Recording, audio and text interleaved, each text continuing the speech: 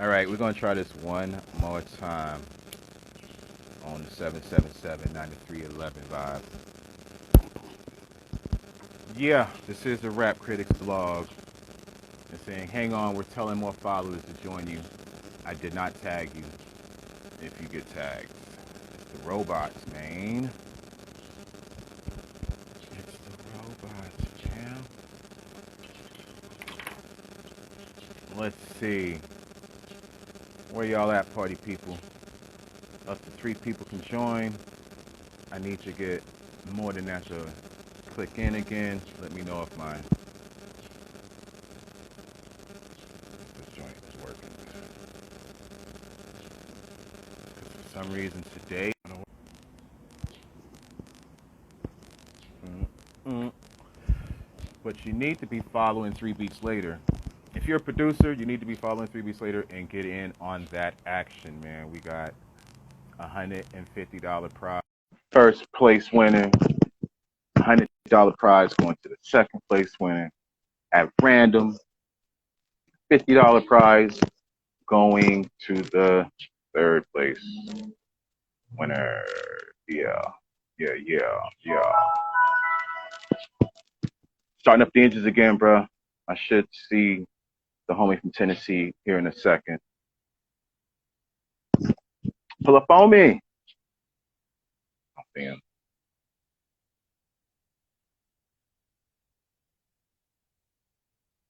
Yeah, it just might be one of those nights. I see you in here. Yes, yes. There you go. All In right. the place to Right. be. In the place to be Raw proof. with LaRon C. What Yeah, up, man. man? Man, I can't call it. I'm going through technical difficulties. My eyes are red as can be. I've been taking care of business as usual. Shout out to Taking Sizzy. care of business Man, every what's going day. on with you? What's going on? How's life Wow. on the creek? Yo, man, I'm loving the summertime right now. Oh my God. I can't say it's my favorite time of the year, but when I have time when I have time to enjoy it, it can definitely be my favorite time of the year. And like, it doesn't necessarily have to be expensive to be out there in Mother Nature. You know what Right, I'm saying? You know what I'm saying?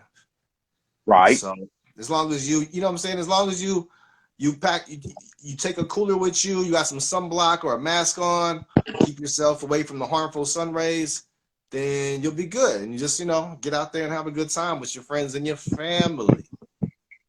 Take you some MF Doom to listen to. Waterproof Take you Bluetooth some Raw speaker Proof to listen on, to. on the creek. Yo, do you hear music? Because I hear No, music because of sir. the mask. Oh, so you can beatbox and I can rhyme with it on my MF Doom mask? Be silly like that? Rap Critics blog.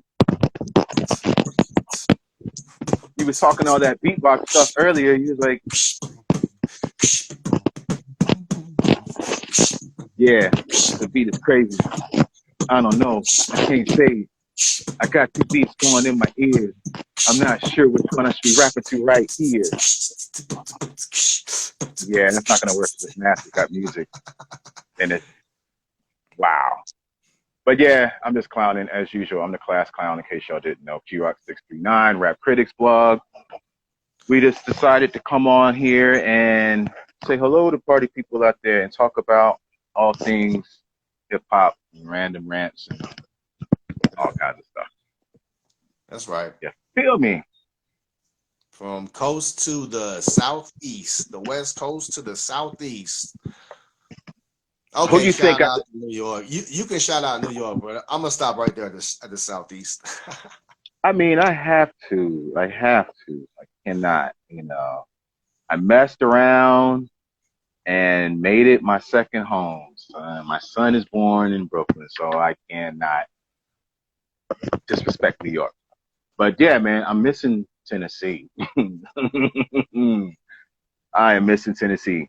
We had your friend on one of our live streams a while ago, Crooked Fingers, who I Yeah, always want to say broken finger, and I had to stop myself right now and not say the wrong name again, you know. Right, But right. Shout out to Crooked Finger, Mr. James Souther, no doubt. you know what I mean? Between him talking and you and all of my family and friends back home, like, man, Tennessee, miss you, Tennessee. You know what I'm saying? Yeah, man. A lot of people are moving out here, man, from all different parts of the country. You know, that alone should speak some type of volume, you know. Mm-hmm. We was talking about vinyl earlier. What's up, G? Let's talk about some of the. We had this conversation before, me and you. Some of the dopest record stores, a place to go digging for vinyl in Nashville. Yeah. Aside from like small hole in the wall bookstores and stuff like that, you got the Great Escape, and you also have a Grimey's one, like the original Grimey's, Grimey's 2. Of course, like these are places that sell like, you know, used and new vinyl. There used to be a place called, I think it was New Life Records. Yeah. And, yeah, I believe they have shut down now. But there's a place shout right out now to Grimey. where Shout out to Grimey. Shout out to Great Escape. yeah, man, there's a spot right down the road from me. I tried to go in there the other day just to look around, but it was closed. But I'm gonna go back. It's called Dead People's Things. You was talking about that. That's the one. Yeah, and I'm like, it's definitely secondhand. You know what I'm saying? Dead People's Things. Yeah, I seen the name of That's the title. illest name like, ever. You got some balls to name your store that. Expect everybody to come in, you know. They're honest. They're being honest. You know? Unclaimed property. Probably. That's such a bug out. Everything is dead people's thing.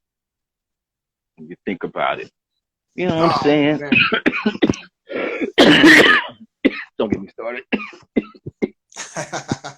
I'm over here smoking weed, so I'll be on some old, you know, everything is dead people's things vibe, brother. That's crazy. The clothes I'm wearing belongs to one dead man from the future. I digress, right? But yeah, I wanted to shout out Nashville record stores because hopefully, I mean, like I told you, bro, I feel like I need to do a personal homecoming tour of Nashville. Right. And you should, my brother. To bring some of my friends home to Nashville and see how hospitable, you know, Nashville will be. You know what I'm saying? Matter of fact, hold on. Are you in here? There he is. Cheeky in the place to beat. What's good? Hey, man. What's up with Chilling. The homecoming tour in Nashville? I'm trying to figure it out. Man. Like how to make it happen and how to, you know, how to make it. I don't know if y'all heard that. I hope y'all didn't hit them. I hope that was exhaust. What they say was like 3 or 4 is exhaust. How does it go? If it's 1, it's exhaust. If it's 2, it's gunplay.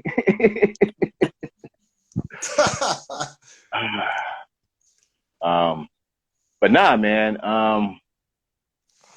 We're all approved.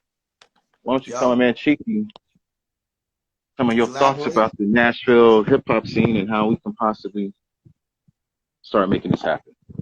Yep. Yeah. First of all, like just about the community here in general, I'm like blown away by it, to be honest with you, man. Like the first hip-hop community that I was a part of was in Colorado Springs, Colorado, and it's just as live as it was when I was there, if not liver, because there's like, you know, there's different, I don't know, factions.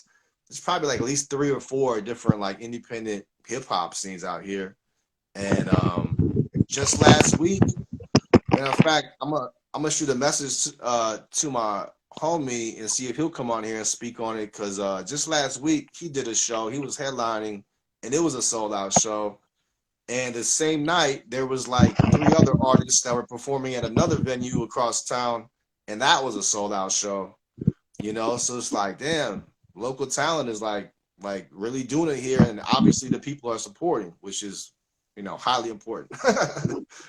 Yeah, it's a factor. Yeah, definitely. So yeah, if y'all got any questions, let me know. I'm gonna try to shoot a message real quick because I gave my buddy a heads up, and I was like, yo, I'm gonna try to get you on and speak about it. You know, I want to say he's like 26, like, you know, he's like in his mid 20s or so, and he moved down here from Ohio. Actually, I think he's from Ohio. I think he came from Cali because he was in the Marines and stuff. But he used to come to these freestyle ciphers that we would do religiously, like every Tuesday. And he just kind of found his way in there. That's where like a lot of people met and started collaborating and forming, you know, alliances and stuff like that. And yeah, let me shoot a message and see if he's. Bro, there's so many cats that I want to reach out to. Shout out to what's your boy AD from Made for the Milk Crate, or am I saying that right? LD for Meant for the Milk Crate. Yeah, no doubt. I shot a message to him last night, and as you know, I shot a message to Pistol Pete, and he passed his numbers to give to you. Oh, right, that's right. Pete is another one. He's got a show coming up soon with KRS-One.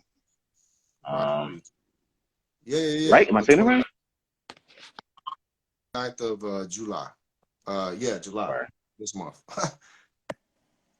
And then of course we had Crooked. You know, I don't know if I heard that wrong, but I thought he was like saying, "Hey, Mi Casa Tu Casa, if you want to do a little show, kind of a thing." You know, since he's the videographer type.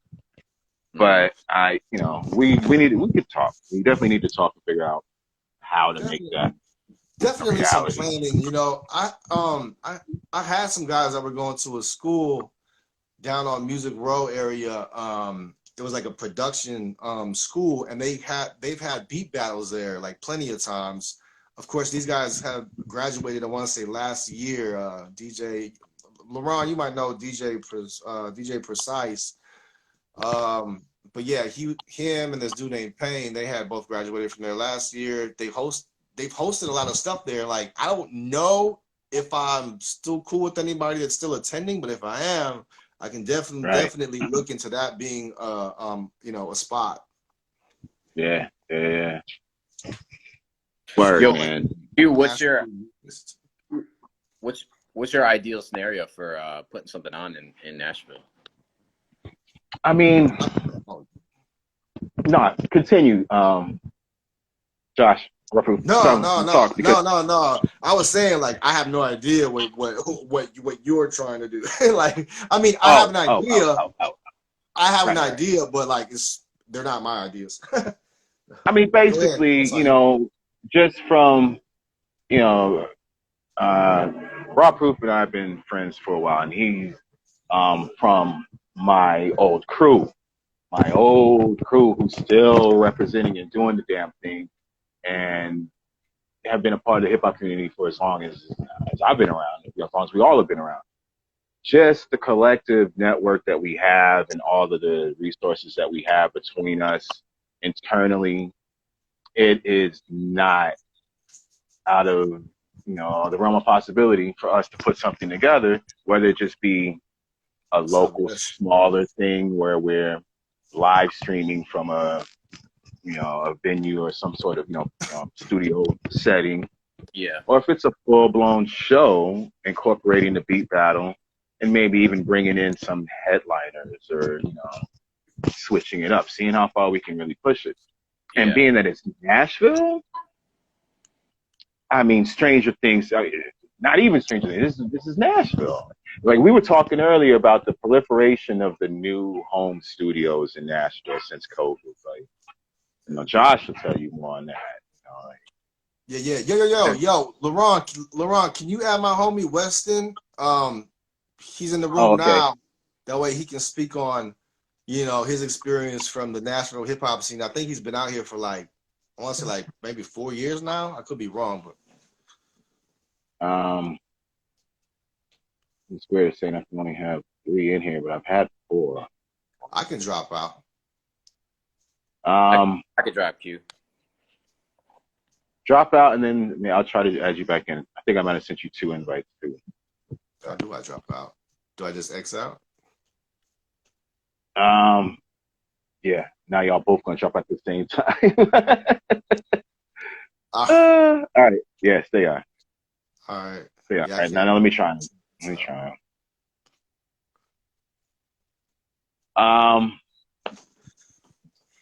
Like we were saying earlier with the headliner thing, like Yo. Peace. Hey, what's going on, man? I'm Weston. Nice to meet you. Nice to meet you too, bro. Q Rock. Or LaRon is my yeah. friends. You know what I'm saying? Yeah, for sure.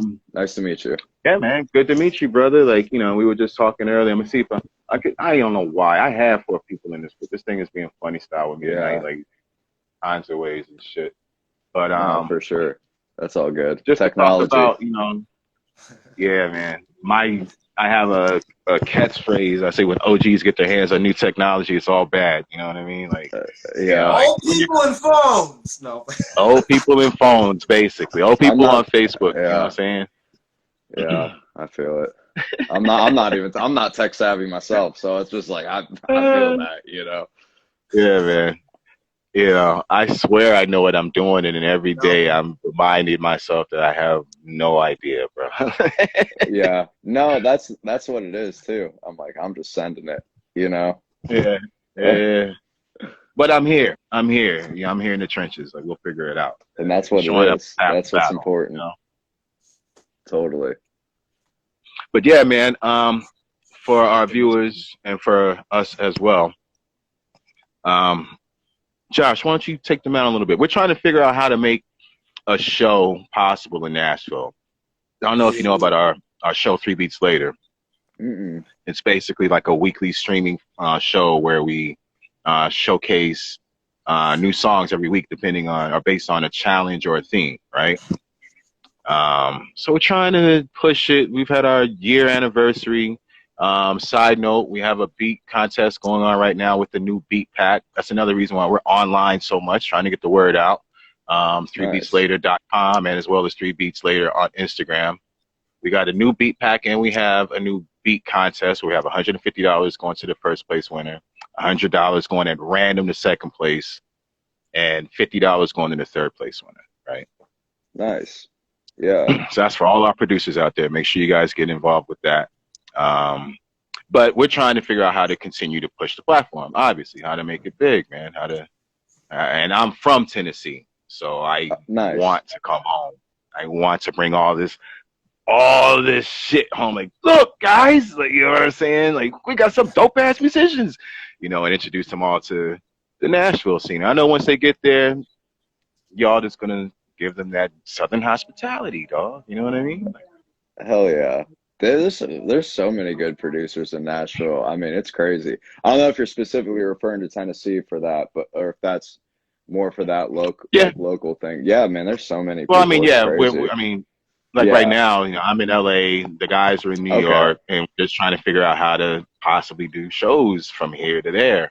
And Nashville is my first stop. Like, if I'm even going to think about going to New York and doing something, a performance-based thing like this, like a mini tour, you know, like Raw Proof has a homie that we're both trying to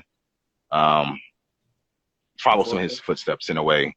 You know what I mean? Willie, you know, these guys, they put in work. Like, they're on the road, so we're trying to peep game a little bit, you know. Yeah. I mean, if you're referring to shows as like an in-person, like, booked show, I mean, I think there's plenty of venues here that a dope show could be put on at, that are already having like hip hop shows at like the very underground levels, and like some of the more known hip hop acts here in town are having them. So I'm sure that's something y'all could really easily do. I mean, there's definitely, I really feel now, like post-COVID, like a lot, like I just did a show last week at the basement, like the OG basement on 8th Avenue. I mean, it was a full. I mean, not that they hadn't done it before, but like I just hadn't been to a full hip hop show there, and like it was a whole hip hop show. It was me and my two homies, Clover James and Hugh G, and we all three rap. And I was like, that's cool that to have been a part of not that it has to always be solely hip hop, but just saying for the sake of this conversation, I'm like, okay, that's cool. Right. So I think that's something you really could make happen. I know the East Room always has hip hop stuff going on at it. And I don't know, it feels like a good venue for that kind of atmosphere to me. But honestly, there's so many cool venues in Nashville too. It's like, okay, yeah, I'm thinking 40 to 60 capacity type venues. Yeah, I mean, that could range from the East Room, like I was saying. I know Raw Proof and myself, we've done a ton of stuff at Springwater. East Room, yeah. Oh, Springwater. I haven't heard of that one. Yeah, which is like, I mean, it's a venue for sure. It's, it's a dive bar.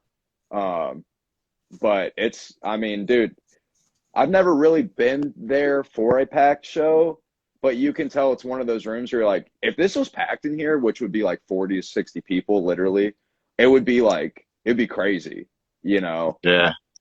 I always ask Raw Proof this question. What's that one spot that got hit by the tornado? Basement East. Basement East. Yeah, which is like, I haven't been to a show there yet, actually, though. But it's fully remodeled, and shows are happening there again. So yeah, that's not awesome. where KRS show is at. That probably is. Probably is. He played there. He played there before COVID, before the tornado too. Obviously, I think it was 2 summers ago. He played. I don't know why that struck me funny. He played before the tornado because he would have tore it down. Otherwise, no, it's like no, bro. Week after the tornado, he was in there, man. He was just on stage. Oh, get out of here! No, I'm sorry. No, I'm kidding you. Oh, I was getting ready to say. I'm like, you fucking with me big time right now, bro. I'm stoned. Don't play with me. No, bro. I literally was about to smoke, and then I'm like, I better not be getting on here high. Well, look, the only reason why I be hiding my little stuff is because Instagram be playing games. Raw Proof knows how I am. Like, I'm all about hip hop, and I'm hip hop to the day I die. But this shit don't be paying the bills like that. Like, bro, I've been selling weed half my life, bro. They done shut down all my damn accounts.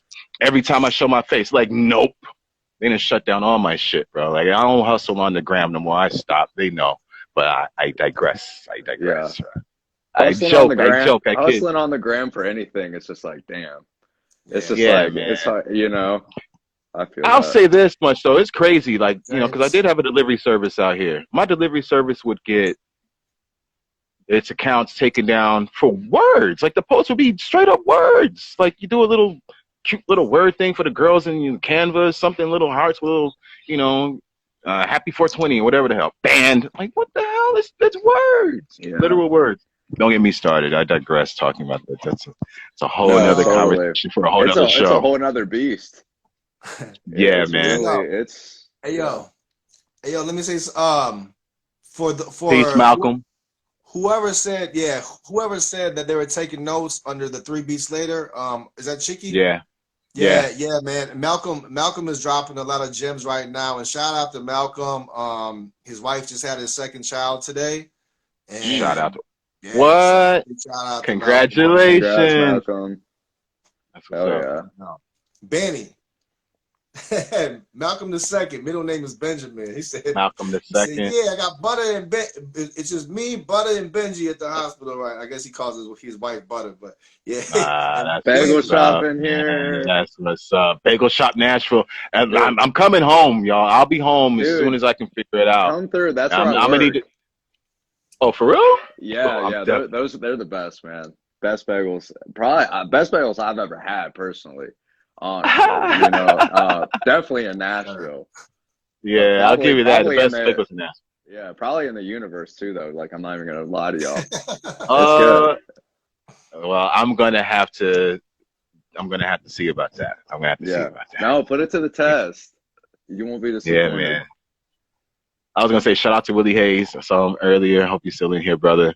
I was saying you another one who we trying to follow this. I'm gonna shout out a lot of my people. Shout out to Young Baca. Shout out to Willie Hayes. There's a lot of people I see in the independent game keeping their foot on the gas and pushing forward, bro. They don't need no labels. We don't free. need, you know what I'm saying, man? Just get the hustle on the street, get it out there. You know what I'm saying? And that's kind of where we're trying to push all of this. Rap Critics, Three Beats Later. Feel free to drop me and bring Hayes on too. Hayes is getting ready to go to a big music festival called Gathering of the Juggalos, which is really some ICP shit that you may or may not know about, or you may or may not like. But what I know is that it's a lot of motherfuckers that if they like your, if they fuck with your music, they will fuck with your music for life. Look, I'm not gonna try to be like a I'm not gonna try to be like a bandwagon guy, none of that shit. But I will say the few people I know that mess with Juggalos, I fucks with them, bro. Like, low key, like they're my peoples. They cool. I know some Juggalos from upstate New York. You know what I'm saying? Yeah, right. They cool peoples. You know. Yeah. Hey. You know what I'm saying? Yeah, I might have to hop off here actually if you want to let your other homie get back on in my spot. For sure. Man, Q, thank you so much for having me. Raw Proof, my homie. Thanks for coming on, brother. Yeah, of course. Thank you, brother. I'm definitely gonna. Matter of fact, let me add you right now before you disappear. Oh, yeah, please. That's not adding. That's doing something with. Yeah, man. Yeah, appreciate good talking to you, brother. Yeah, good talking to you too. Yeah, all right, man. Y'all have a good one. All right, brother. Be safe. All right, peace. You too. Peace. Yeah, man. Feel free to bring Malcolm on too if he's not busy, man. Because Malcolm can talk, especially about the Nashville hip hop community, man. He's Malcolm. You know. Yeah, man. Because I feel bad, dude. I'm always talking about Tennessee. You know how long it's been since I've been in Tennessee, and really, I'm kind of clueless. And you say, who's in Nashville? Y'all, like you, my point of reference. You know what I mean? Thank God you part of my crew. You know. Yeah, he definitely. What's up, brother? What up? Peace, y'all. I'm over here. Peace. I'm over here in quarantine right now because there's a lot going on in here. But I got time and I got space. Word, that's what's up. Yes. Yeah, man. You said got a lot going on right now? Kind of busy right now? It's not busy right now. It's quiet hours. So, yeah. It's been a Raw Proof could tell you I've had the craziest Juneteenth ever. To say yeah? Yeah. That's really what started off for me. On Juneteenth, I caught COVID. Oh, wow. Yeah. And then, so I beat COVID. Next thing I know, my old lady, she caught COVID. And she was super pregnant, you know what I'm saying? I took her to the hospital, come find out she had COVID pneumonia. And our firstborn had it too. So it was a lot going on, but everything's, stabilized now. My little man, he's with my parents, and baby boy just came this morning. And she's recovered beautifully as a result. Wow. Blessed. There's blessings on blessings out here. I was just peeping because I saw, the homies Raw Proof in Weston, and I'm like, oh, y'all talking hip hop, y'all talking Nashville. I gotta get on this. Man. Yeah, man. So I know you was asking some questions about like where you want to go down in Nashville, especially you want to bring in what you bring. And I've been going around looking at some spots. Shouts to Jenny Calhoun real quick. Also shouts to Dre the homie and the Unknown Friends, UFF Peace. House. You know Unknown Friends. Okay, now see, I'm over here talking smack about myself like I don't know Nashville hip hop. You just gotta say the right names to me. Like, oh, okay, I'm with you. Oh yeah, I'm with you. You already know Unknown Friends is in the book. That's we everywhere. So I'm gonna say what I've been at lately is we just did some with Deer Music, the Deer Music Festival downtown, and it was like, and we set off in summer. So we hoping that leads to some better things in the next year and whatnot. Aside from that, we also some other spots have been opening doors to hip hop lately. I say if you want something intimate, I say the East Room is probably your best bet. I really like Cafe Coco. The End is always good. They got matter of fact, the End got Rod of Rugged Man coming soon. I don't know why. I thought I saw that somewhere. Yeah. Yeah, I don't know why I feel like he gonna have people outside waiting on him. I mean, he nice. July 20th, yeah. Yep, July 20th. Yeah. They might be they might be underestimating his pull because they, you know what I mean? Gotta be underestimating his pool because Yeah, and if heavy. I'm not mistaken, I think he got Afro with him too. So if Afro's And a Oh something girl. wow. stupid. And a What chick date is that that? can rap from LA called Reverie. She's from out there in Yeah, LA. yeah, we With know that about shit. Reverie. Shout out to My, Reverie. Yep, yep. We should my try to girl get her on actually. my girl Jenny Calhoun just shouted something out the local distro. I was just out there like not too long ago before I got sick, just scoping and stuff. They have a nice little, they got a little Monday night jazz thing where MCs be stepping up all the time. Um, Seen that. I'm gonna the check that local out. distro, it's like that's over in the Germantown area. And Oh. so Oh wow. yeah, it's real nice. Like I said, Cafe Coco is back on the come up. They got new ownership, Mm. looking real nice. Let me think who else might be. Cafe Coco, the Inn, Yo, Bistro. Malcolm, what's the name of that? Is it SAE Institute where sometimes they'll have beat battles at and stuff? Yeah. Say yes. I want to say it's at the SA Because Institute. what that might be like, I don't know if there's anybody within our network that's still going there, but like for what LaRon and these producers are doing, I don't know if you caught the beginning of this live, but it's called 3 Beats Later, and it's like they have like a challenge every week, and it's producers get together, and there's an idea or a concept, and they gotta use that concept to construct a track, and then like everybody gets to showcase what they made and stuff like that. It's a lot of like technical talk, a lot of like historical talk, and it's really a great show. And anybody listening, check that out on YouTube. It's called 3 Beats Later, and yeah, so like I was thinking maybe something for that might work good with SAE too, because there's a lot of producers that go to that school, right? And that might be a good setting too. I used to have some buddies that were attending there, but they all graduated like last year, and I'm trying to think like if there's anybody that I may know that they may be able to speak to. There will always be some young, hungry talent coming from SAE. I say between Yeah. SAE, Belmont, Vandy, and MTSU, and TSU as well. Oh, I was going to say MTSU. I forgot all about MTSU. I don't know why I always forget about MTSU. Because it's far as hell. And so, like, but MTSU is my alma mater. You know what I'm saying? That's where I picked up Okay. my tools and earned my rep. And Jenny just pointed something out too. The beat list. Shouts to my man Jay Regarica, Yeah. another MTSU alum. He Mm-hmm. he got the beat list. It's basically like a monthly beat battle going on just around the city.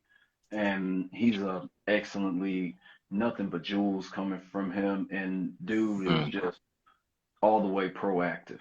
You know what I'm saying? So he's another person whose name I would throw in as far as like connecting dots straight up. Yeah. Yeah. That's what's up, man.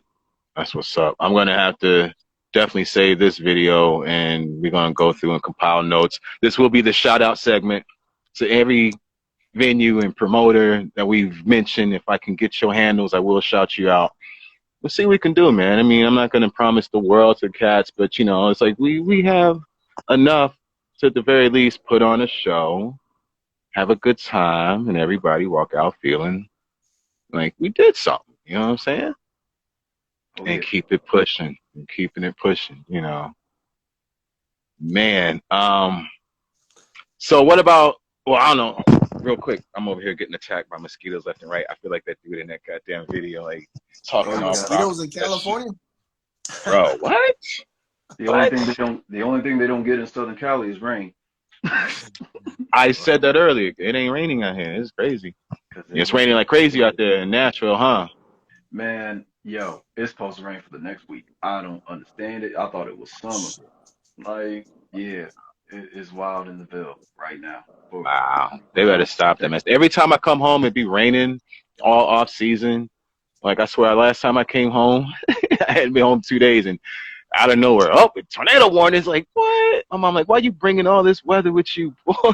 Like, bringing these Cali winds. And they wonder why allergies be jacked. Like, Mm-hmm. got out here sniffling and sneezing. Like, no, officer, I do not have a cold problem. Stop. Take that local honey, man. That man. dog wildflower honey, know what I'm saying? Yeah, Huh. or blossom or whatever they call it. Yeah, man. Man, So why don't you tell the viewers a little bit about what you got going on, man? I mean, I know, like you said, it's been hectic this So past couple of weeks. aside from personal misadventures aside, for those that do not Right. know, I'm just gonna go ahead and say it. I'm one of the illest MCs coming out of Nashville. You know what I'm saying? So with that being Cypher video to prove said, it. I just participated in the Great Nashville Cypher. Shout outs to Nashville. It's not just That's right. music. That's right. I'm working with my man Zen Buddha. We're working on our Zen Buddha and the Soul Dragon project. That's another MTSU alumni, mean, nasty producer. We got for those that ain't familiar, we dropped a single we dropped a single last summer called Skyline featuring Sky Zoo and Fat Sean, which is still Oh, wow. everywhere to be heard. Shout out to Sky Zoo. Shout out to Sky Zoo and Fat, you know what I'm saying? Sky dropped one of the best projects of this year so far. See. I'm just gonna hold you right there. Let you think about that name, and we'll keep moving. Okay, that's it. Right on. You know, we'll come back to that later. I'm thinking, Look, it's been a good year for some releases this year. I'm just gonna say that. Yeah. And, Yeah. So some other joints I'm working on. I'm working on a side project with my man. Shouts to Bo Fott out of Germany. Southern Dragonfish coming to a mobile device near you. And then also me and Zen Buddha, we also teaming up. We are building vinyl record pressing company, MidSouth Record Pressing, first black-owned vinyl record pressing company in America since. Okay, Josh, you was telling me about this with him. I think this is okay. Yeah. There might be one. Vinyl press.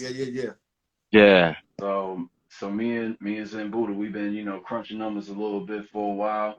Put it on paper. Now we starting to make moves and taking orders.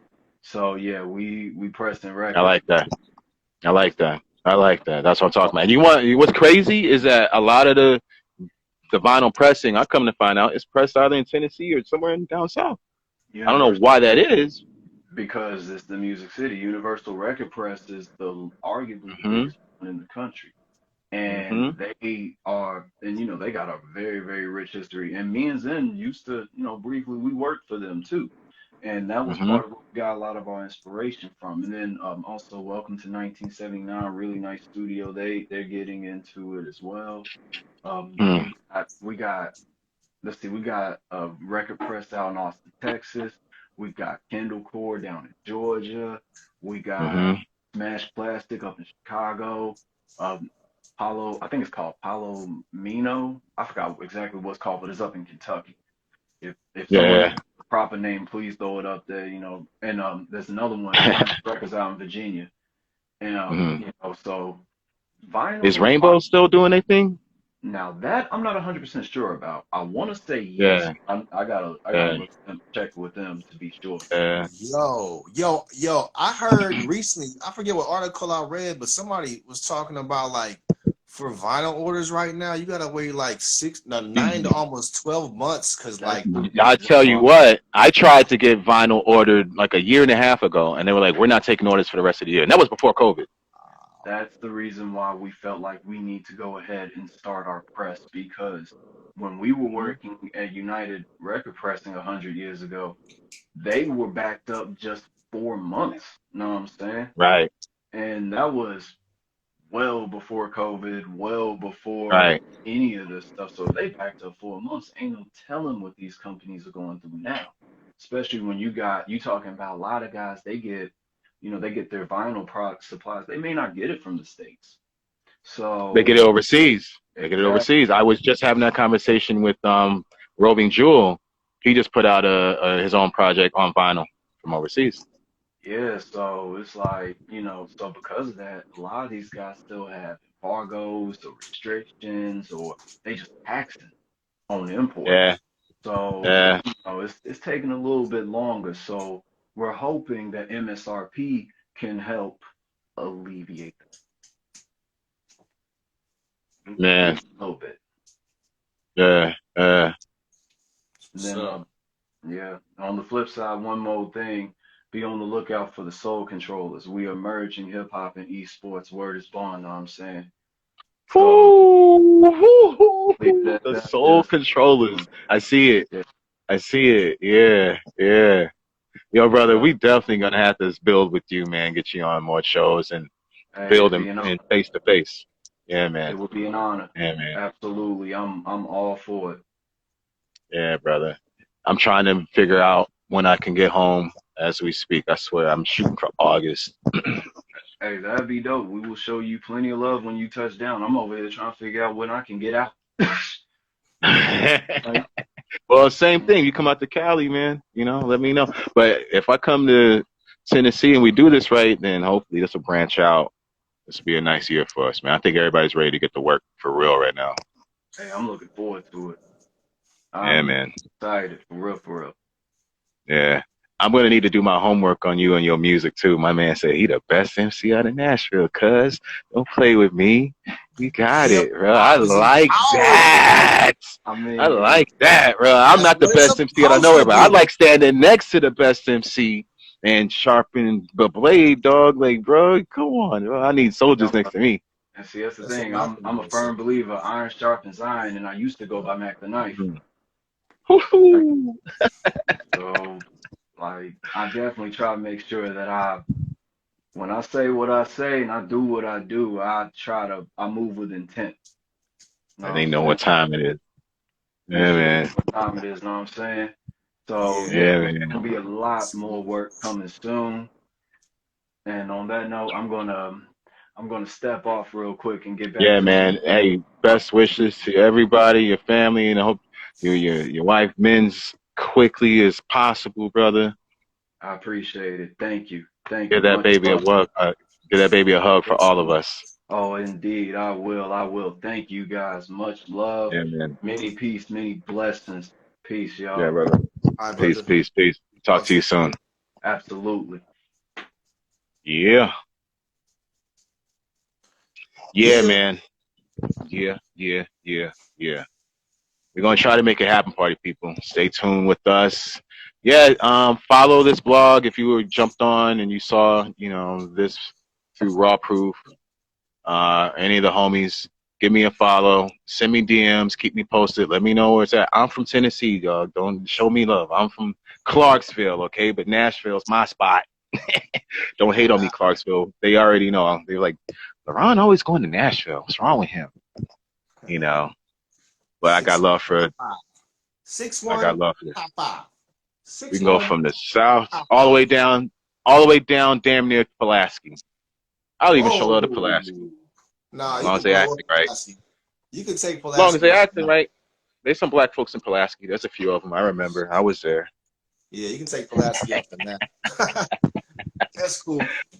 I've been down to that courthouse once or twice. Oh yeah? Yeah, Wow. I think I caught a speeding ticket down that way. Anyway, yeah, Pulaski's. Next conversation, next caller. We talk about Pulaski. Next caller. Yeah, I mean, yeah. but yo, man.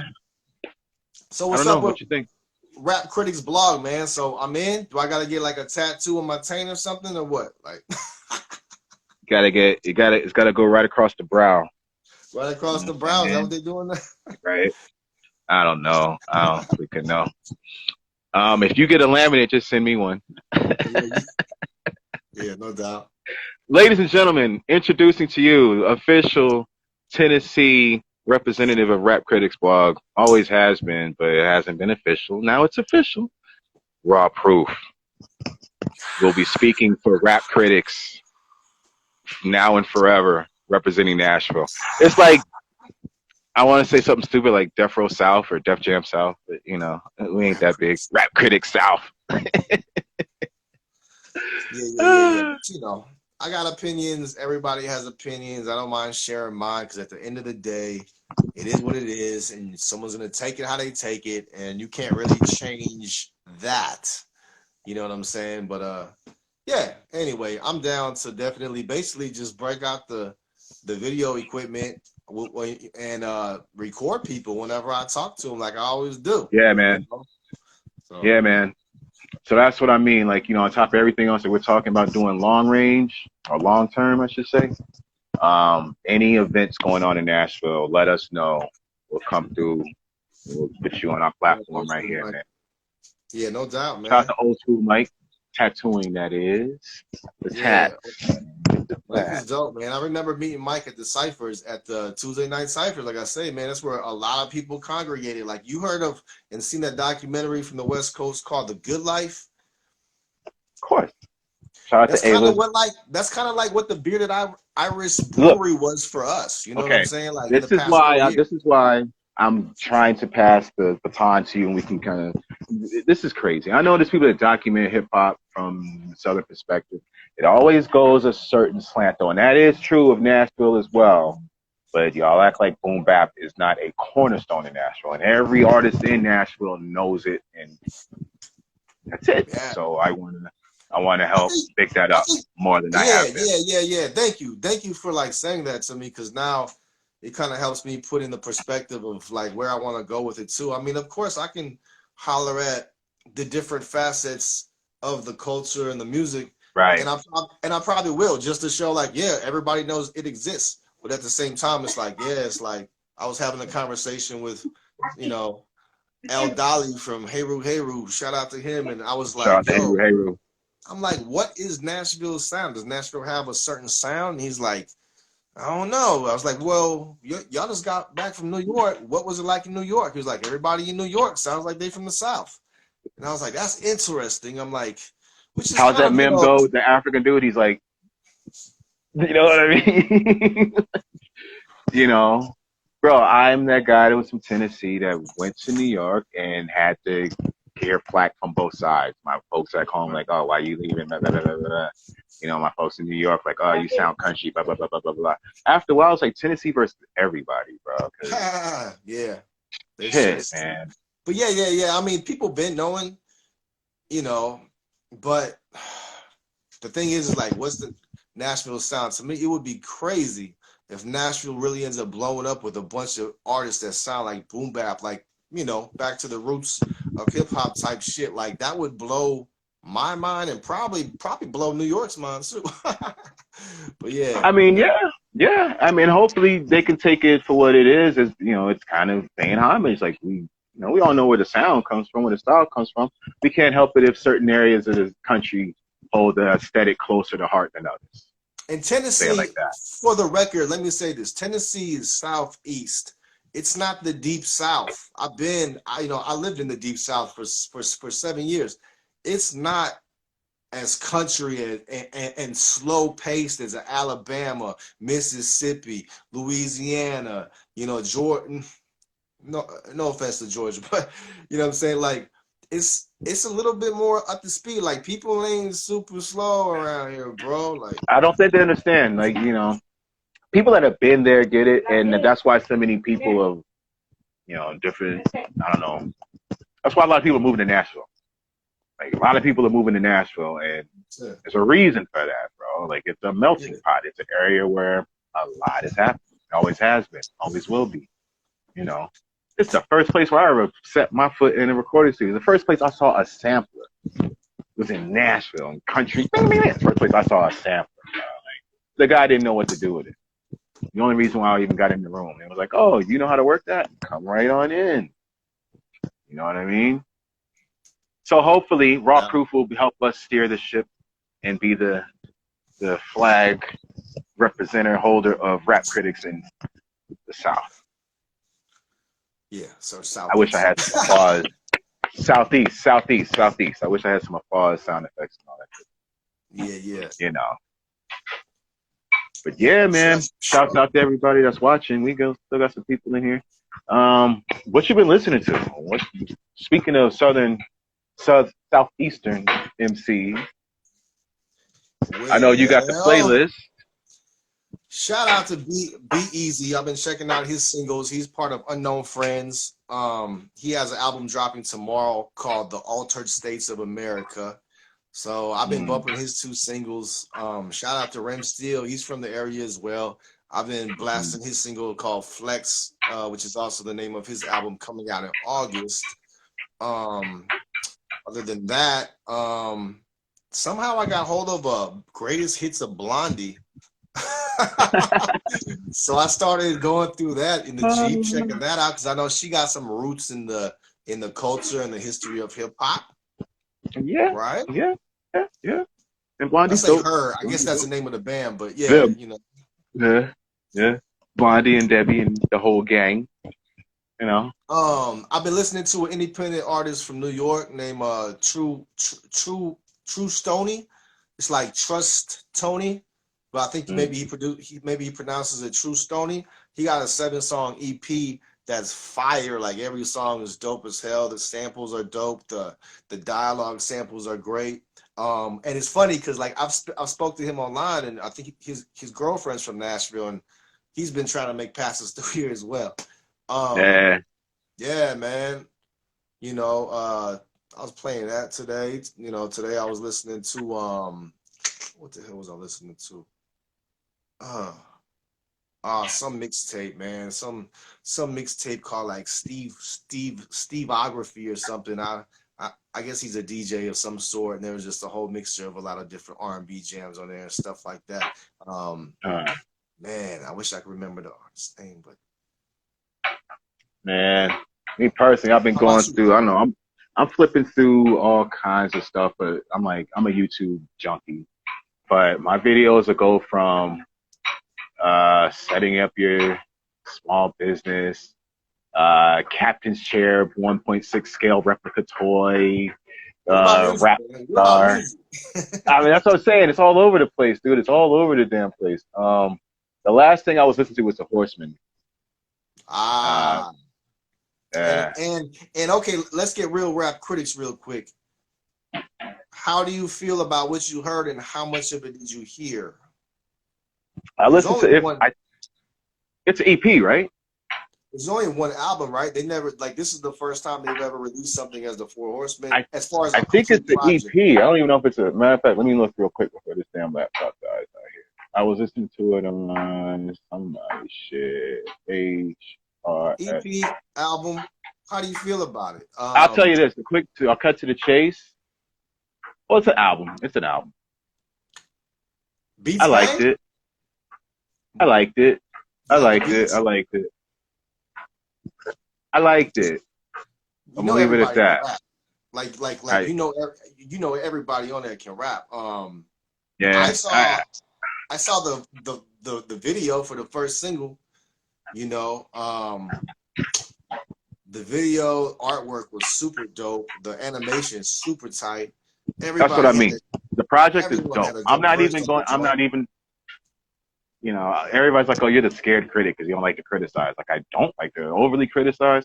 I'm not going to go into any criticism on that one because I like the project. I like the whole thing that they're doing. So I can nitpick all damn day. I could pull at a shirt and pull the threads out all day. My ears hear what I'm hearing, but I like it. You know what I'm saying? I think it would be dope if we had some of my homies on some of the beats, but I'm just saying. I'm just talking smack. I love it. The new Sky Zoo project, I don't think I've heard that. And you want to know why I haven't heard the new Sky Zoo project? Shout out to Sky Zoo. Sky Zoo is one of those artists that I get stuck on his past project. Like once Father's Day came around, I was listening to that Father's Day project again. You know, I'm still listening to like The Luxury with him and Westside Gun, like on repeat. I still have that on repeat. Like, let's see if your boy wants to join. But you just don't feel like, but you just don't feel like he was worth keeping up with for his new shit, or is there just so much music out there that it's hard to? Stuck on the shit that I like. I'm weird like that. Like if I like an artist, it takes me a long time to move from what I'm listening to that I like to listen to the other stuff. And when I do, I fall in love with whatever I'm hearing.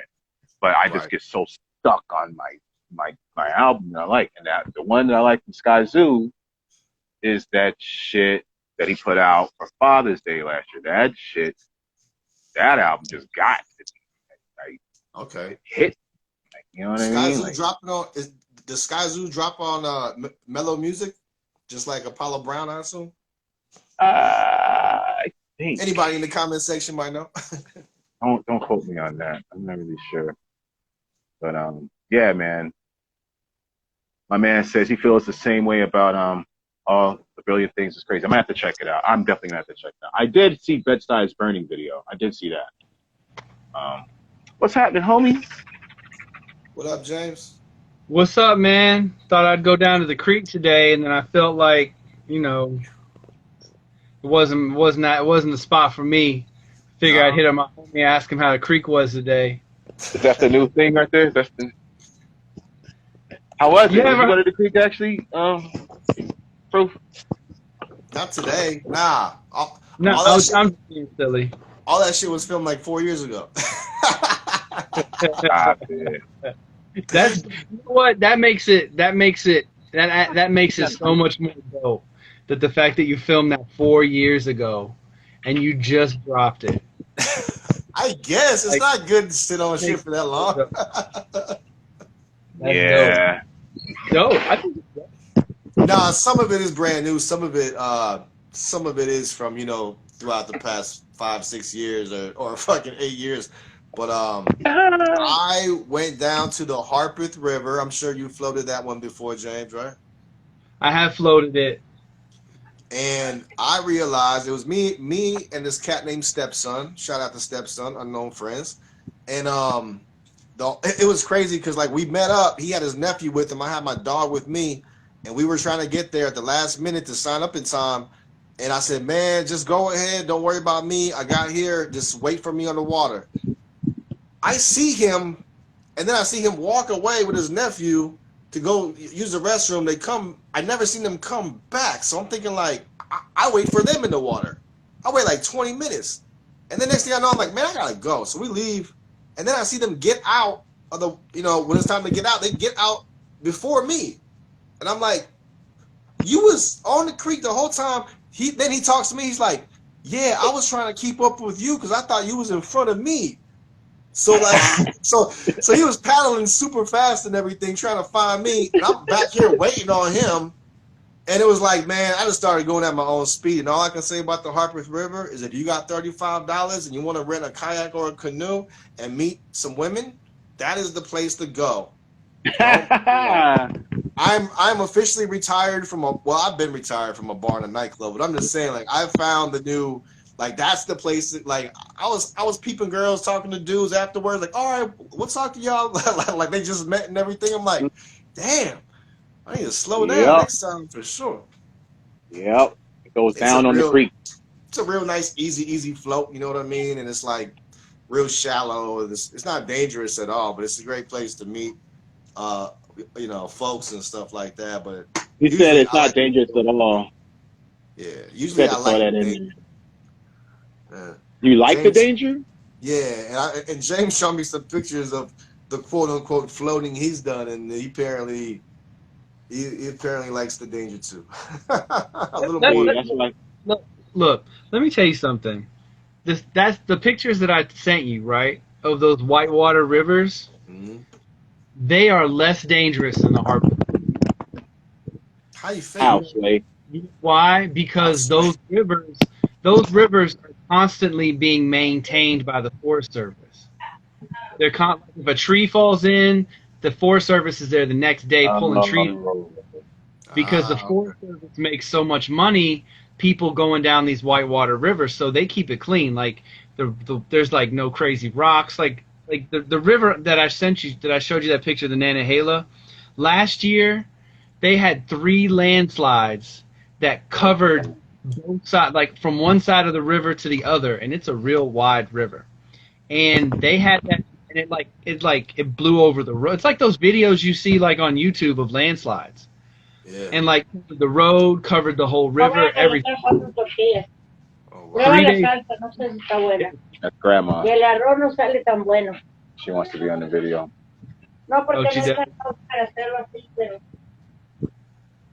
You better shut that front door and quit letting that air conditioning out.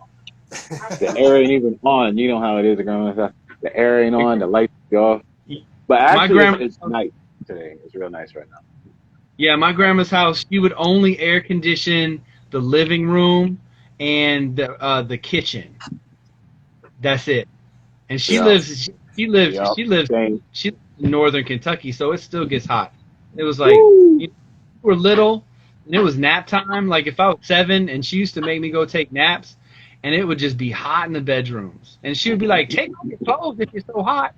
And I'd be sitting tighty whities on top of a bed trying to go to sleep, take a nap. Oh, Lord. Mad as hell because she won't let you up and watch cartoons. Exactly. Yo, man. But First yeah, of all, seriously though. But like the Harpeth, like they're way more dangerous than Whitewater River because a tree falls in. Hold on, let's give him a minute because see over he's here. Breathe. Let your world breathe, brother. Let your world breathe. Is there a way I can mute? I should mute myself when I'm coughing. Watch. Let me see if I can do it now. Yep. No, I can't hear you. Yeah, that's good. All right, perfect. There. Yeah. But Oh, shit. But like rivers like the Harpeth, like a tree falls in or falls across the river, like you gotta dodge it. And it's like if you fall out right there and you go under the water, the tree under the water will keep you under the water. Like you're not gonna be able to get out. Like you'll die. You know what I'm saying? So it's like all the water, like if something falls in, like they maintain it. Like they get in there and dig stuff out and they make sure like if you fall in a rapid that it's gonna spit you out. It's not gonna like keep you. Oh wow. And you recirculated. So yeah, the Harpeth to me is actually more dangerous because it's not maintained. You know what I'm saying? I know for a fact if I Google Harpeth and between 1984 and 88, and I just dated myself in my high school years, I know there was like 3 tragedies in my heart. Oh yeah. It sticks out in my head, so I don't even want to talk about it, bro. First of all, I love y'all for that. That's why I was like, I like that content because Raw Proof is going to bring the type of content that I never would. You'll never catch. I ain't gonna say never because I want to get on my first kayak on a safe one. I don't want to even be on the stream. I want to be in a damn swimming pool or something. You know what I'm saying? Like, yeah, I kayak in a swimming pool. Hell no. That sounds like a sitcom. Black man. Bro, I will be that sitcom fucking star because like I'm that stereotypical black guy. I'm scared. I'm not scared of water, but I'm not the biggest fan, bro. Like, I admire it from afar. I respect it. You know what I'm saying? And I'll get out in it if I have to. I like to go boating, but boats feel a little safer.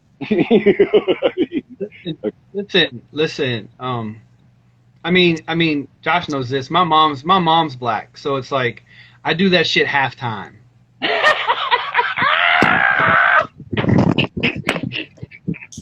I do it. Oh shit! That's the best thing ever. Can I give myself a heart? I want to fucking give a heart on that guy, bro. My mama stuck. I do that white boy shit half time, man. The other half of the time, I'm on you. I'm with you. Like this is how like the first time like I became a rap star in like '99.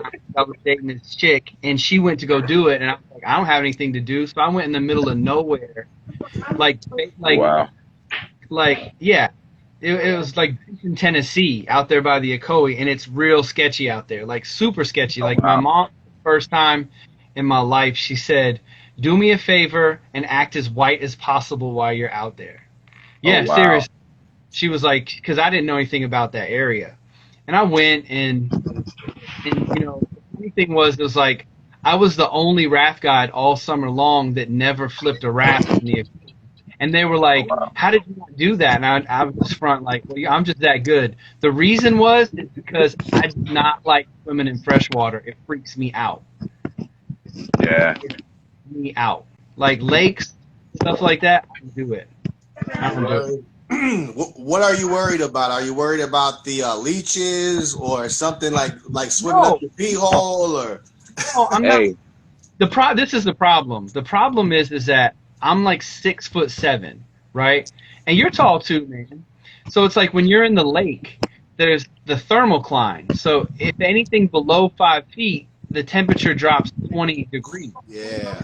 So when your feet are dangling in that cold water that your upper body's in, it feels like it's trying to suck your life out. Like it feels like it's trying to suck your soul to the bottom of that lake. Yeah, your feet start getting cold. Yeah. Yeah, it creeps me out. I don't like it. I don't like being. I get it. I don't like to not see what's underneath me while I'm in the water. Yeah, I ain't been in fresh water enough to even know that there's a difference between the water when it hits your feet and your toes like that. That shows you how little I get in the water. What's it called? It's called the geothermal. It's called a thermocline. It's basically a certain level of depth in water to where the temperature changes depending on the clarity of the water. So like the Harpeth River. Oh wow. Or like Percy Priest or like Old Hickory Lake, they're just dirty lakes. So like if you're in it and you're vertical and you're like taller than 5 feet, when your legs hang down into the thermocline and the water temperature is like 10 to 15 to 20 degrees colder, it just feels like it shouldn't be doing that. Right. And now I don't like it. Like, I don't like it. I just don't like it. I I don't like like it, fam. The ocean is different though, huh? The ocean, the ocean is different because of the tidal nature of the water. I mean, definitely the colder you get, the deeper you get, the temperature will get colder, but not as much as lakes and streams and stuff like that, just because of the way the ocean turns itself. Okay, I got you. Man, listen, we were just at the beach over the weekend too, and I didn't even get in the water. I'm weird like that though. Like, I'm not really afraid of the, bro. I don't know, bro. I know my limitations, dog. Like, you used to have to force me to swim over there in New Providence at that damn pool back there. You know the one, Josh. Josh went to the same. We didn't go to the same school, but he went to the same town, bro. Yeah. I'm the most awkward, goofy looking swimmer out there, bro. People snapping on me while I'm swimming, calling me LA Blackfoot while I'm swimming, snapping on my feet and shit, bro. Like, I don't know. It's just too much, bro. I don't swim a lot. I know how to functionally, but it ain't my favorite thing in the world to do. I will tell you this, I miss community swimming pools. Like, Right. I miss the city Right. pool. I miss, like, Right. It's I a just vibe. yeah, it was like it's so funny because it's like, you know that movie Sandlot with those kids in baseball, right? Yeah. It's like there was like you would meet your friends at the pool. You know, Yeah, like man. you would just like, yeah, I'll meet you at the pool, and like that's what you would do. There was a lot more of that type of stuff going on back then. But then again, you know, bullying was rampant too. People would just get beat up Man, and have to please. do it. Shout out to One Way Posse. That pool was our stomping ground. We wasn't bullies. We just bullied each other. Yeah. I talked to Size about that. Size said that he would bully the bullies, but he was cool with the bullies at the same time, man. Right. And the bullies kind of gravitated toward us a little bit. That's why we became One Way Posse. The bullies was up to no good.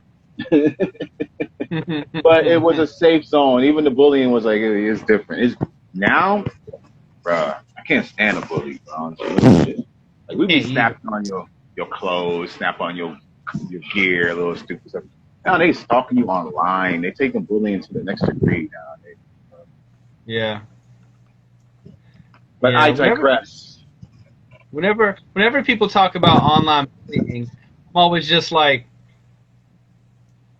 close your eyes. You know, you say that, bro. I had to come to LA. I didn't know what I came to LA for. I came to LA on some. When I came out here, my life was falling apart on some real shit, and I kind of stabilized out here. And I worked at a school, after school program. These kids are going through a whole nother matrix, bro. It's different. Sick, it's, bro.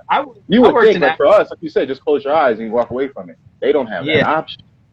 Yeah, because they're like, luckily my daughter who's 16, she doesn't have any social media. She thinks it's garbage, and I'm happy about it.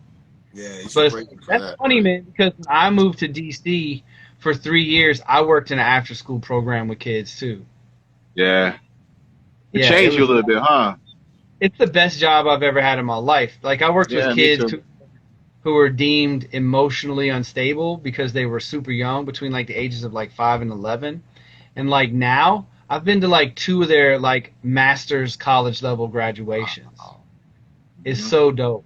It's like so dope just to watch these kids. Like, it's, I don't know. That's a whole nother situation, but yeah, man, it's cool. It's cool to know that on some level, I'm good with my life because these kids have grown up and said, you made me a better person. Shout out to all my Camino Nuevo cats out there. One of my kids will watch this. I've got so many kids. And my son. My son's always talking shit. I love you, son. He's like, let me meet your kids. But you know what I'm saying? Bro, I love them all. It's something else to know that you've changed someone's life for the better, even if it's just one person. And it's like, after, like, when I'm feeling shitty, I can look back on that and be like, I actually did something good with my life, even if it was just a moment, you know? Yeah. Yeah, it's like I'm not such a piece of crap after all. I gave back. I tried. I tried. Yeah. No. Yeah. That's what's up, man. That's just as good as planting 1,000 trees, bro. Yeah. Oh, I would say so. I would say so because anytime you can affect somebody positively, I guarantee you, if they're in a bad situation and you can affect them in a positive way, they will take that to heart and they will want to repay that to some. Like they will have that in them, to the desire to want to do that for somebody else because they remember meant to them at the time. No doubt. Yeah. I feel that. I mean, I feel that whole conversation right there, you know, and you know, I got a certification to teach English as a second language, which is like my third step in my little chess game I got going on. Like, I really want to eventually do that, even if it's online, you know, just because who knows, you know, you can affect somebody, you know, like who knows where that person might go. And every time I've done the volunteer work, like I still keep in contact, like a lot of those kids and adults that I, you know, helped, like they still keep in contact with me. Yeah, man. And stuff like that. And it's a beautiful thing, man. It is Shout a beautiful out to thing. I got one of my former students. I had one of my after school program classes was like a journalism, like a media class. So, you know, we had the school radio, did a podcast, which was easy. It was like, oh, wow, you can actually set up the podcast. You know, we would record the whole show. During lunch, we would play the show over the thing. So it's now the school radio show. After school, it was playing the thing, you know. So now they had it was nice. So those kids hooked it up. I was impressed. Like, you just kind of give them a syllabus and stand back. They hooked it up. I'm like, wow. One of the girls that's in there now, that was in that class, is now on a community radio station out here. I'm driving. Swear to God, I'm driving. I mean, I think I went to damn. I feel like the dude on the mem. Damn. Sandwich. It's not Chick-fil-A. What's the other one? It's not Chick-fil-A. The other restaurant that's big, that's damn near Chick-fil-A. The same shit. I was there in the driveway, listening to KPFK. I hear my student's voice come on the radio. I'm bugging. I'm like, oh, I recognize her voice. You know what I mean? Like, I've been hearing her voice for 4 years. Later on, sure shit, it's the same girl. It's like, oh yeah, thank you for checking. Oh my God, I remember being in your classes. I'm like, wow, like her whole progression is still in media. Not saying I put it there, but you know, we had a class. Like, okay, here you go. Any kid that's interested in this, here's a space for you. Yeah. 8 years later, she's still on that path.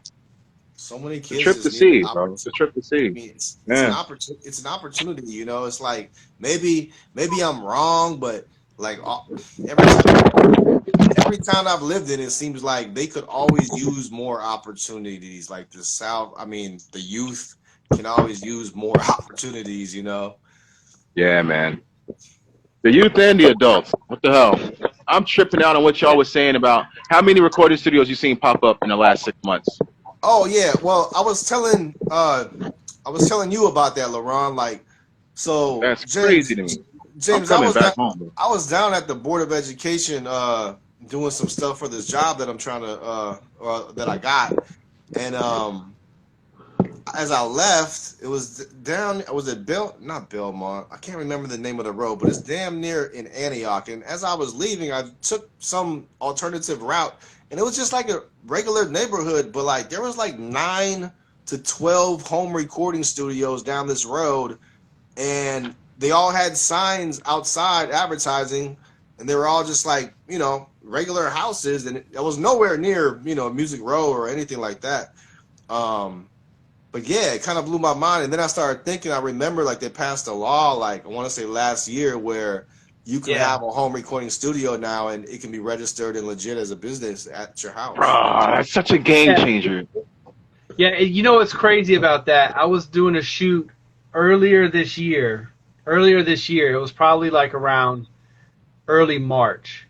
And they were like, yeah, we got to go shoot some stuff at this studio. And they gave me the address. And I roll up to this like regular middle class, you know, cookie cutter neighborhood, right? I get out, you know, walk up the little aggregate steps up to the house because I'm like, man, I gotta carry stuff up. Not looking like a damn recording studio at all, huh? It looked like, oh, these are the poor people in the neighborhood. They could only afford the $300,000 house. Right, you know? right.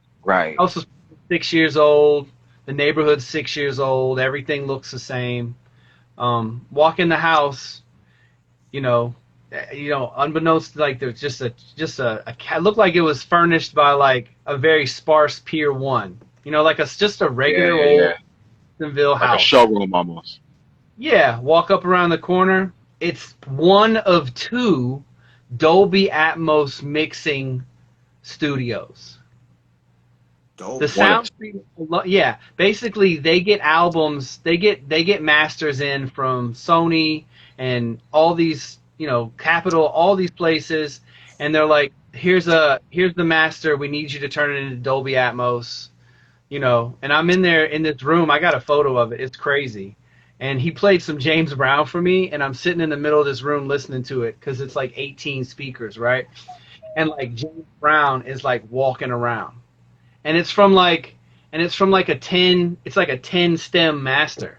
And like James Brown's over here, the dude playing trumpet was like over here, and then like he's like flew around me, and James Brown's in front of me right now. It would be like if you were in the middle of the studio and they're around you recording it, and everyone's kind of moving around. Dude, it was crazy. Asked him, I was just like, what's the sound treatment? He was like, oh yeah, this room, because the room felt small. He was like, this room is 20 by 20. He said, but we put like a $2 million sound treatment in it because we need to make sure it's right. And I'm just jeez. And then I leave, and I'm just like, I'm just leaving out, you know. I felt like when you go over to like this chick's house and you meet her parents for the first time, and you're leaving the neighborhood, and you're like, this is weird. This feels weird. I don't like this neighborhood. It feels weird. Like that's kind of what it felt. That's crazy. Like, yeah, and it's like a $10 million mixing room in this house in the Hendersonville. I'm telling you, people sleeping on our town, man. Like, there's so many. It seems like the more I look at Nashville, Josh, you know, like it's hard to even put into words like the black hole effect that Clarksville, Nashville has on me, dude. And then in a positive way, where it's like no matter how far I am, it's like pulling me back, bro. Yeah. I'll tell you what, when I moved back from DC in like 2004, no, what was it? Yeah, 2004, when I moved back from DC. It took me a long time to get reacclimated to just Southern living. You know what I'm saying? Like, because I was in DC for like 5 years, and just how Southern people are and the city. But now I'm kind of like, you know, we're starting to get all the stuff that you like in a big city, minus public transportation, of course. But who likes that? Oh, I love it. It sounds good on paper. Well, I don't know about DC's Metro. DC's Metro is my aunt. Her first name is Princess. Her full name is retired Colonel Princess Boulware. But she was like, outside of a subway in Germany, she's like, the DC subway is the nicest subway I've ever been in. Like, they clean it every night. Like, DC subway is great. And I like the 5 years I lived there, I didn't have a car. I rode the train every day. I love riding the train. But yeah, we're starting to get good food. We're really becoming a lot more multicultural than we were before. And like, I would swear at least once a week I meet somebody who moved here from LA. Yeah, and yeah. Why are you here? Like, why are you here? I can name like, 2 or 3 people that I know personally, that are very serious about moving to Tennessee. Yo, and the thing is, I can't be mad at them. One, for the taxes, because like people are coming here and they're saving so much money on their taxes is crazy. The other thing is, like, people sell their house in LA. They're like 1,800 square foot house in LA for like $700,000. They roll up here, get a 24. They want to buy a 2,400 square foot house for $480,000, and they're just like, and this is what's driving the prices up. They're just like, yeah, okay, we'll put a bid in, and they're like, yeah, other people have bid it. They're just like, you know, we're just gonna put $50,000 over the top of that because we're still making money off our other house. Yeah. I mean, it's wild. And one chick that she's in production. Her and her husband moved here, and I was like, why did you move here? And she was just, her shoulders kind of slumped, you know, like she just felt defeated in a way. She was just like, yeah, man, COVID killed LA. She's like, it just killed it. LA is, I'm like the song, I love LA because I love it. Yeah. It looks, in certain areas, looks and feels strange. I try to go to LA more than I should. I'm all the way in Hacienda Heights. Where I'm at, we're good, bro. We're good. But it's quiet. It would be like a Henderson or a Franklin. You know what I mean? Not a Franklin. Well, certain areas. But you know what I'm saying? It's a suburb. Yeah. And we still have... Don't say that about your neighborhood. Don't ever say your neighborhood's like Hendersonville. Don't ever do that to yourself. I misquoted Henderson. First, I was thinking Franklin. Then I'm thinking the opposite. Let me bring it back. Like, well, no, I'm not trying to. But it's a little bit of both. Let me tell you, like, La Puente is Henderson, and going up to the hill where the $1 million houses are at, that would be where? Franklin? What's past that? Yeah, Franklin. But yeah, I digress. Franklin probably got the bigger houses than Hendersonville, I guess. But yeah.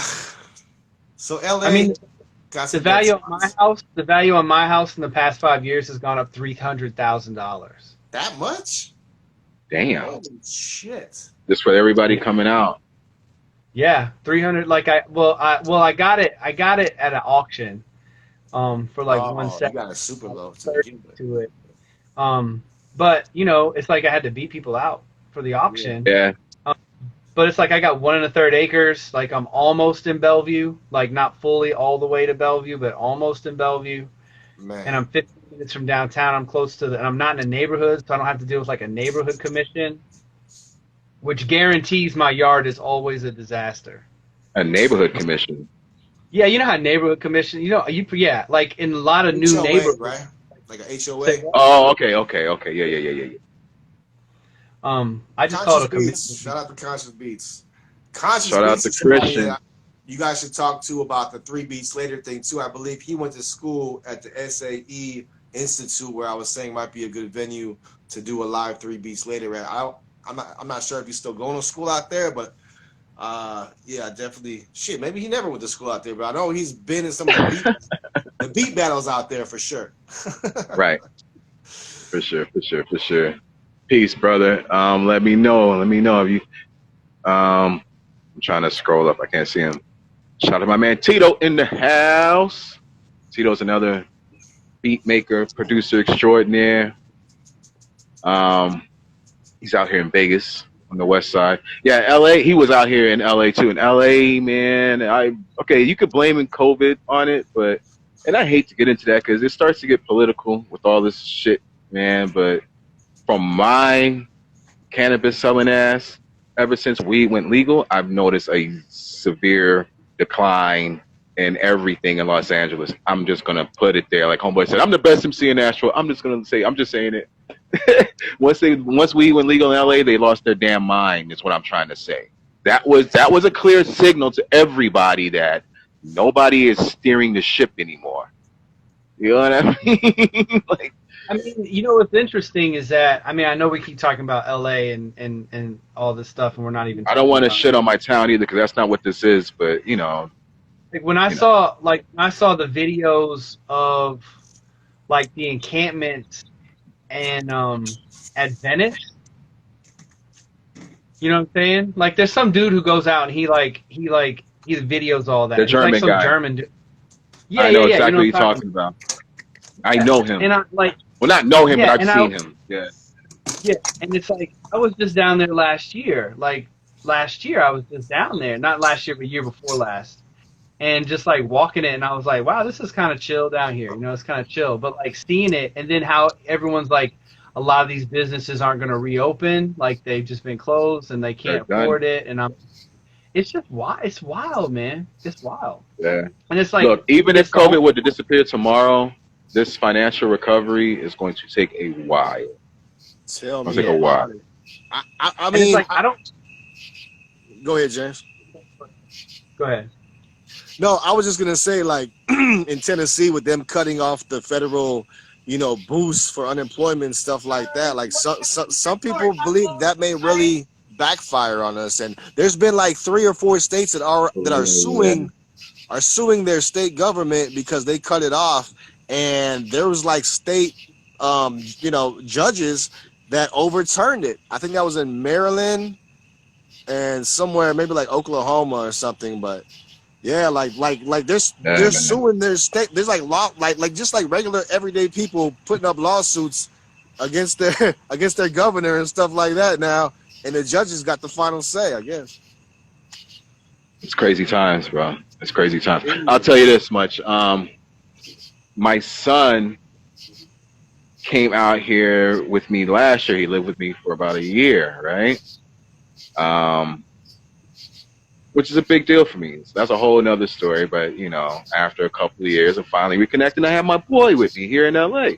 So the first thing I do when he gets off the plane, you know, we're trying to get something to eat. We get off the plane off of LAX. I'm like, hey, Venice is right here.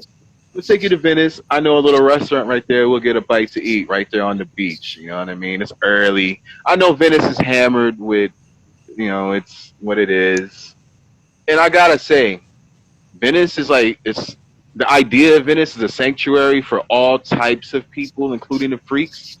It just got totally taken advantage and run over. And then, you know what I mean? Because it was a vibe in Venice. It was at one point, it's like, you expect a little edgy. You expect a little. There's always been homeless at Venice. To the degree that it is now, it's a whole nother, it's just like, I don't even know what to call it. I don't know what to call it.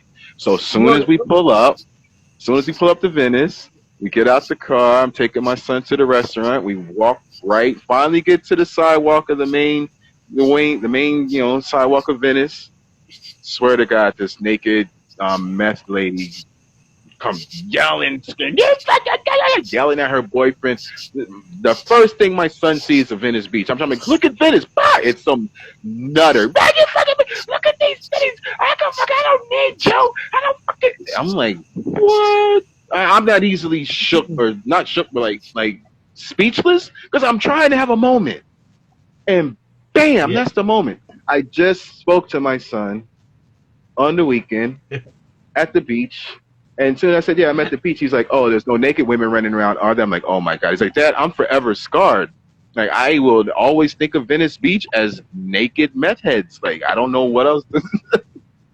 That's where we're at in L.A. Now, in that rant with that. And you can't be mad at him about it because that's his first experience. You know, like, he wants to, you know, Jim Morris version of Venice Beach, the cool Venice Beach, the guys flipping and doing acrobatics in Venice Beach, and the drum circle Venice Beach, not the welcome to Terror Dome shit. You know. Yeah, that's a lot, man. Yeah, that's a lot. Yeah, that's not fun. Yeah, that's I don't not know what fun. happened to Raw Proof. I don't know. I might have lost. Well, he was outside. He might have lost. Yeah. I think that might be a signal it's time to wrap it up. And I do got food coming. All right. But I think I'm going to do this more often, man. Yeah, sorry I came on so late, man. I got to go to Atlanta tomorrow and shoot a music video, and I've been trying to get all that worked out. So, bro, one of these days, you're going to come on here. We're going to have, like, a week with Crooked Finger Beat. You're just going to tell us how the week went, how your work week went.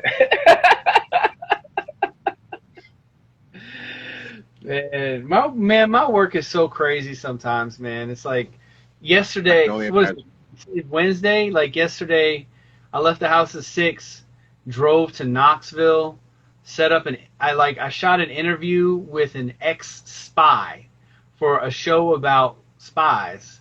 And all they did was, it was a Zoom call. I had to route the camera through the Zoom in the studio, and they're interviewing him, and they're asking him questions, and they're like, you know, it's like episode 1, we're talking about this, and they're asking about all the stuff in episode 1, and we go through like 9 episodes. And then it's like, all right, done. Pack it up, drive back home from Knoxville. You know, like my job is crazy sometimes. Wow. But it's cool though.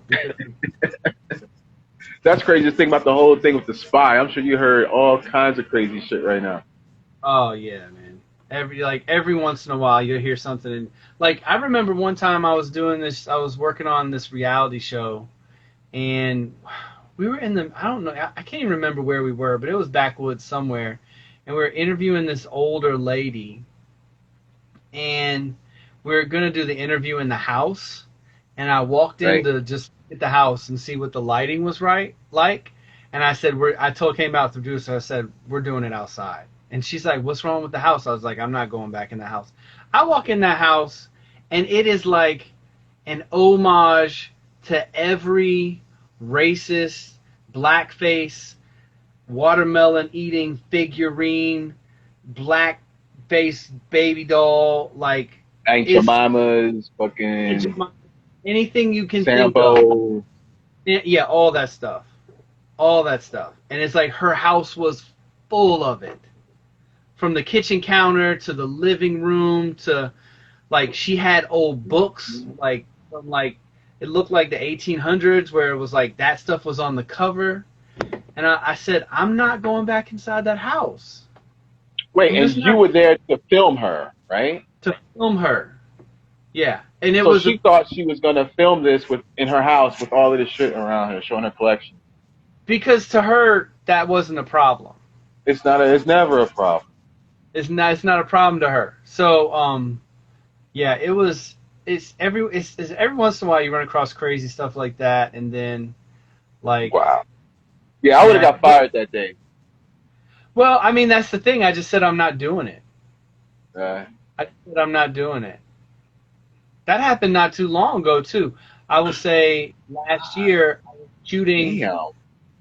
I was shooting a medical company, right? I was shooting at this medical company in Franklin, and I was downstairs and I was interviewing their CFO, which this is during COVID, right? So all the crew is like face masked up, and we're in Franklin, and they're like, we don't believe that COVID's a real problem. And this is a medical company with doctors who run it, and it's Franklin, Tennessee, so you know it's all whatever. Yeah, it's crazy.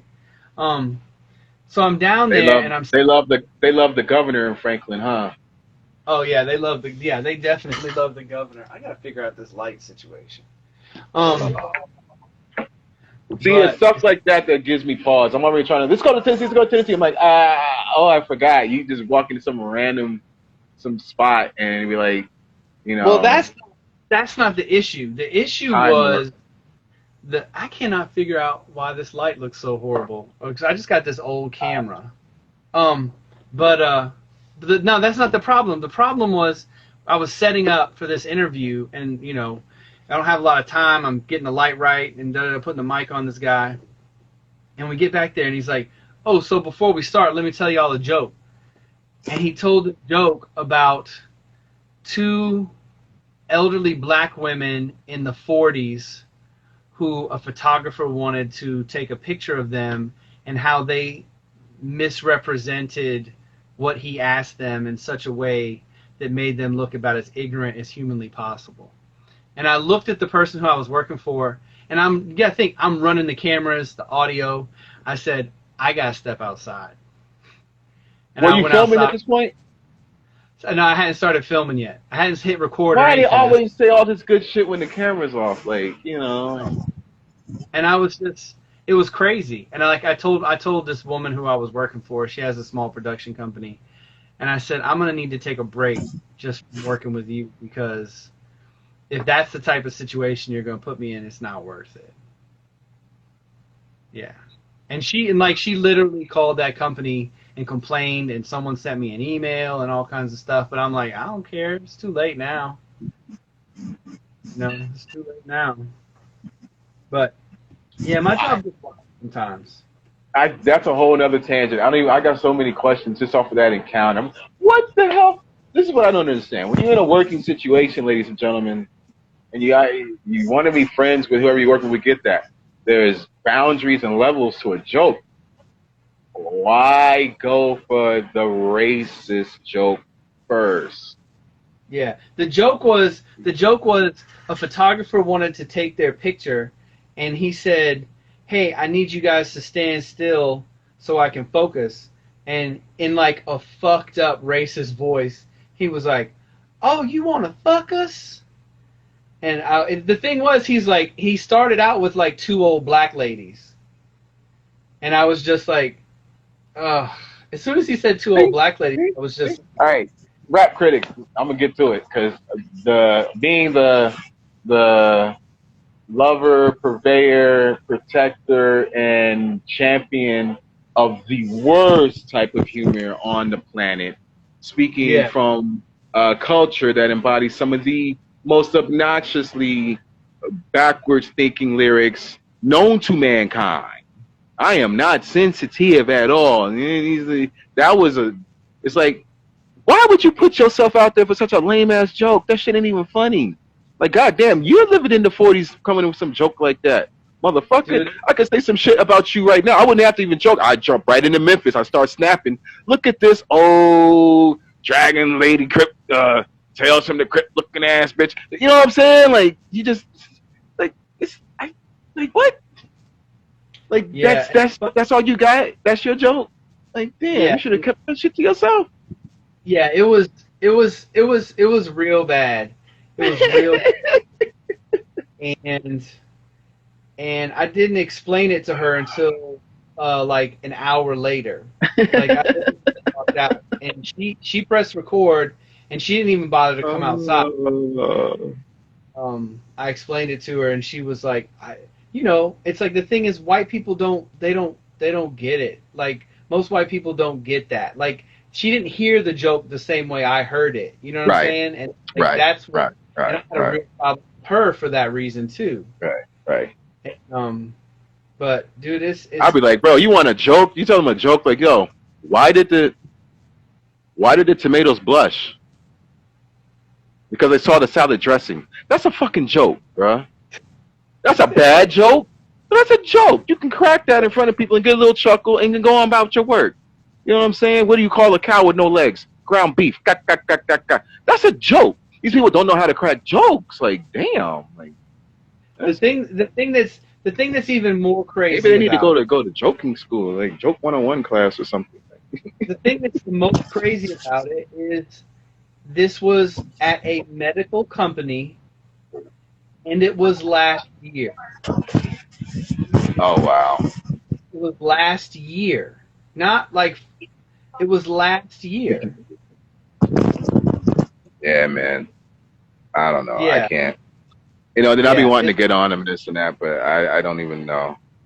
We're gonna have to save that for part 2 because, as you can see, dinner is served. Go eat your food. Dinner is served, man. But tell them. I'm trying to think of another dumb dad joke before I part. I can't think of one.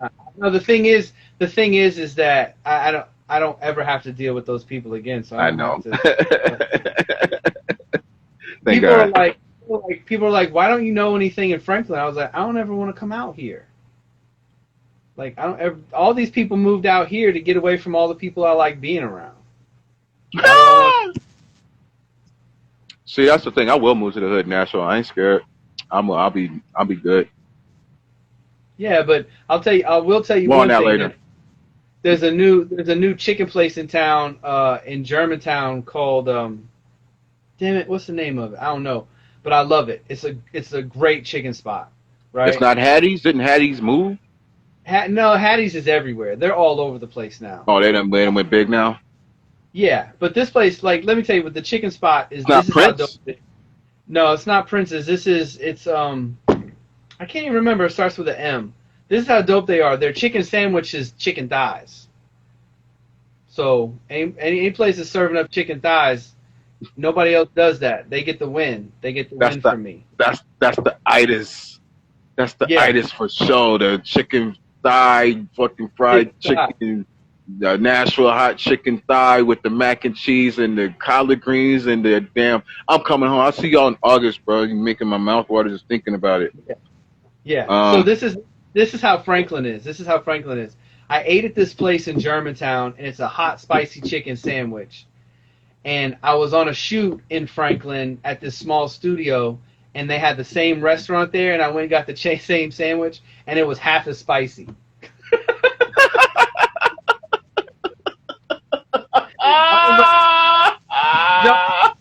The hot narrow